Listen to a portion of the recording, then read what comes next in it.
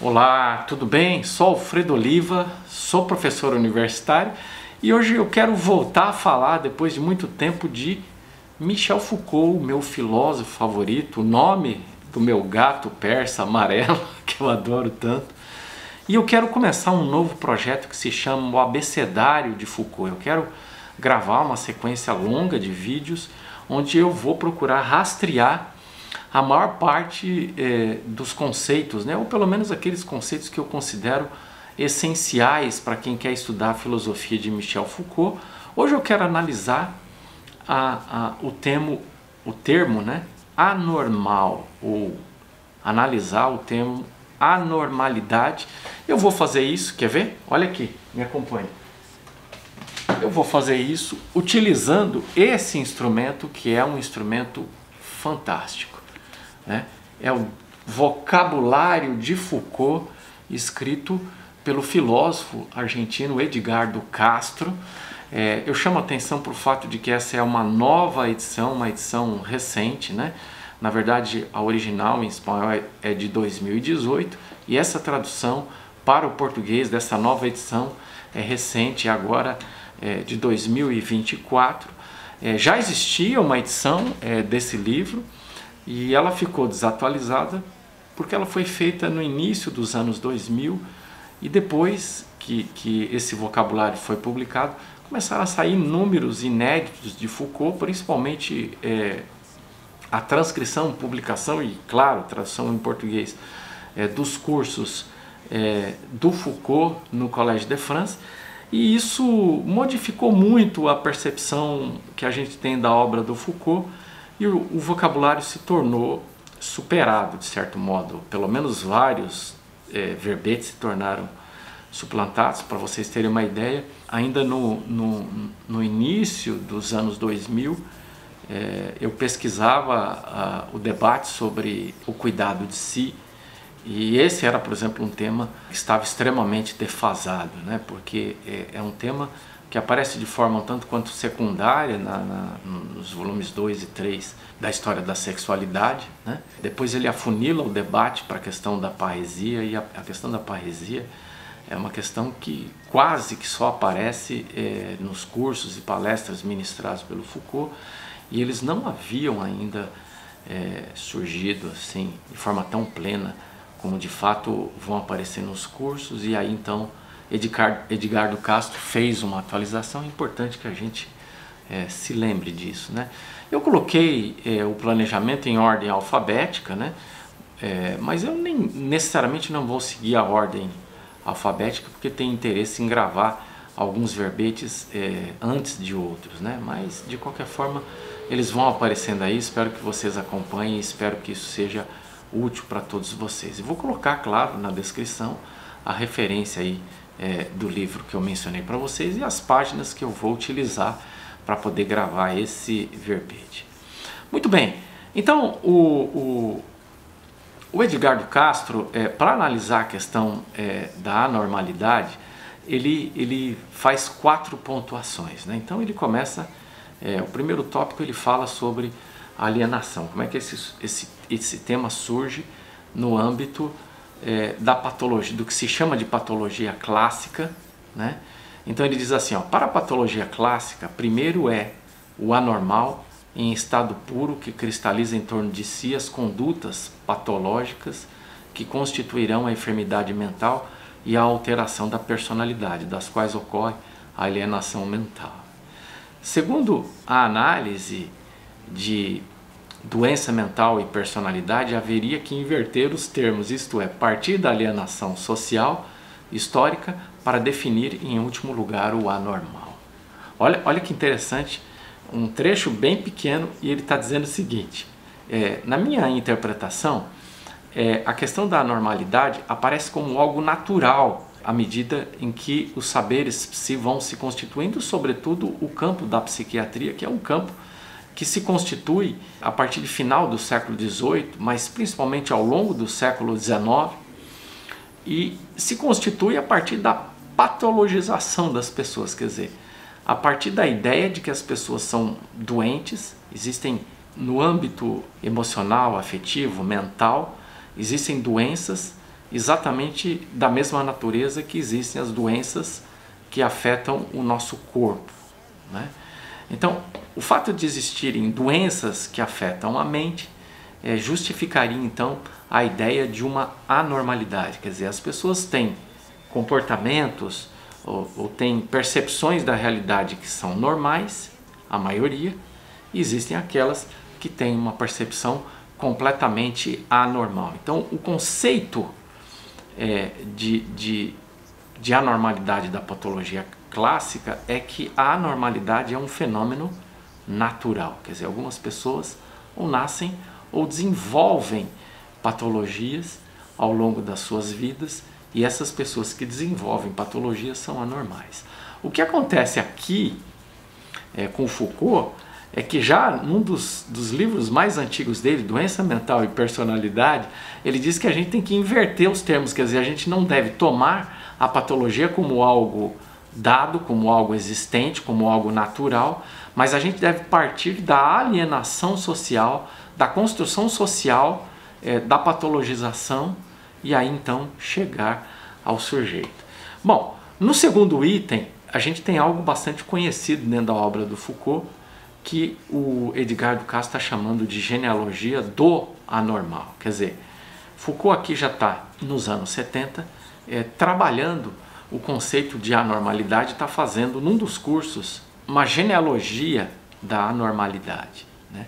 E ele vai então, nessa genealogia, ele começa então a dizer que existem figuras ancestrais da figura do anormal no âmbito da psiquiatria, tal como se consolida no século XIX. Começa a ser construída no século XVIII, mas se consolida ao longo do século XIX. E ele diz que as figuras ancestrais desse anormal são três. Primeiro, o monstro, que sai do campo jurídico e biológico, aquele sujeito que transgride a lei, aquele sujeito que faz algo inusitado e que, portanto, é um monstro. Quer dizer, o que ele faz é monstruoso, ele foge tanto da regra que isso é identificado, claro, sempre por alguém de fora como algo monstruoso. Depois ele fala de um indivíduo a ser corrigido, que é a figura que vai ser submetida à correção na escola, na paróquia, no bairro, né? Quer dizer, ele tem um comportamento desviante e esse comportamento então vai ser corrigido. E existem as instituições que serão responsáveis por fazer a correção desse sujeito. E por fim, ele fala do masturbador, né? Às vezes usa um sinônimo, o onanista, né? Que tem um espaço ainda mais restrito, né? Que é o espaço da família, que controla o comportamento dessa criança e não permite que ela toque, né? A sua genitália, né?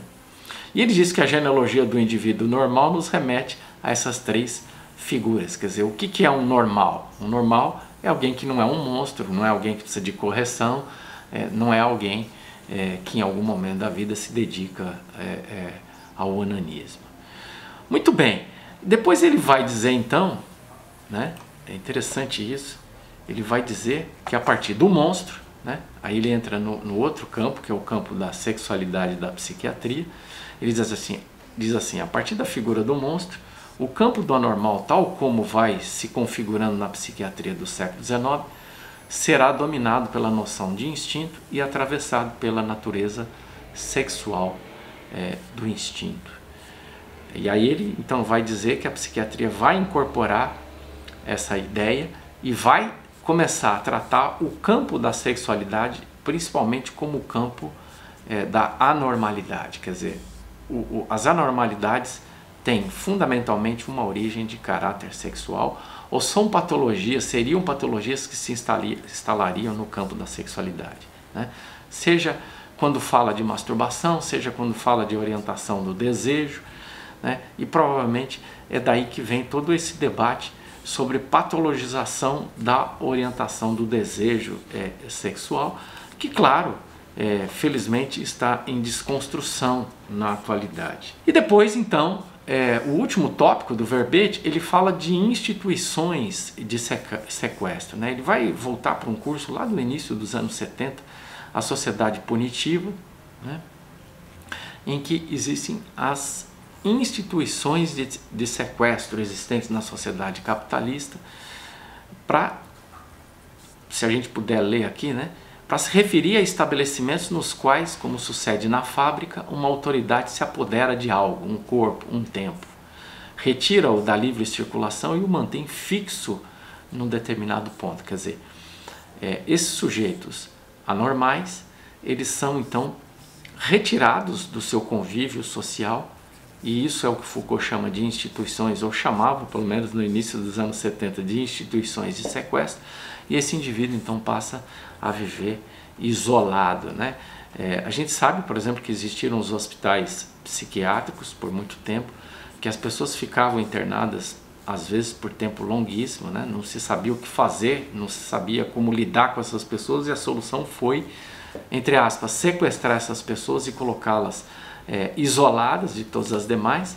Vamos lembrar que não apenas pessoas com aquilo que se chamava de patologia psiquiátrica, mas também, por exemplo, pessoas que bebiam demais ou pessoas com qualquer comportamento desviante eram colocadas lá, e de certo modo essas instituições funcionavam como locais de correção do comportamento desses sujeitos, né? Então, se vocês quiserem um exemplo disso, o grande nome da literatura brasileira, Lima Barreto, esteve internado num hospital de alienados, né, de um hospital psiquiátrico no Rio de Janeiro, onde ele foi para lá, né, porque bebia demais, né? Então, quando ele bebia, né, ele, claro, não conseguia se adequar, se ajustar devidamente à sociedade, e isso levava a um comportamento de beber, de certo modo, para lidar com a frustração, e provavelmente a frustração dele era algo muito comum no mundo capitalista, né? Ele gostava de escrever, desejava viver de literatura e não conseguia fazer isso, e foi parar num hospital desse, né? Se vocês quiserem, há uma investigação bastante interessante de uma jornalista brasileira, né, que deu origem a um livro chamado Holocausto Brasileiro, que conta a história de um hospital psiquiátrico em Minas Gerais, de uma história terrível, né, de muitas histórias de pessoas que não tinham patologia nenhuma e que foram despejadas em hospitais, nesse hospital psiquiátrico, né, e que foram literalmente colocadas lá para morrer, né? Então, essa ideia, em nome da normalidade, as pessoas já cometeram absurdos em termos de violência contra essas pessoas, motivo pelo qual, a partir do pensamento de Foucault e de outros pensadores, as pessoas têm desconstruído a categoria de anormalidade. Afinal de contas, o que é ser anormal, né? Se todos nós somos seres humanos autênticos, distintos uns dos outros, por que o mundo deveria ser classificado entre normais e anormais, né? Claro que a gente pode, no limite, falar em pessoas cujas características estatisticamente são distintas da grande maioria, mas o fato da gente ser diferente da grande maioria não significa, ainda assim, nem assim significa que a gente deva ser tratado como anormal, deva ser alvo de violência, né? Pelo contrário, né? Se existir alguma excepcionalidade, alguma divergência, isso talvez, em alguns casos, seja um motivo para que a gente seja alvo de cuidado e não alvo de violência, né? Bom, é um pouco isso, né? Esse é um pouco o modo como eu devo tratar cada um dos verbetes, né? Vamos ver se funciona e se isso é útil para as pessoas que estão começando a estudar Foucault, mesmo para aquelas que têm alguma experiência no estudo de Foucault e precisam de um suporte didático, tá bom? É isso aí, a gente volta a se encontrar num próximo vídeo. Um abraço e até lá!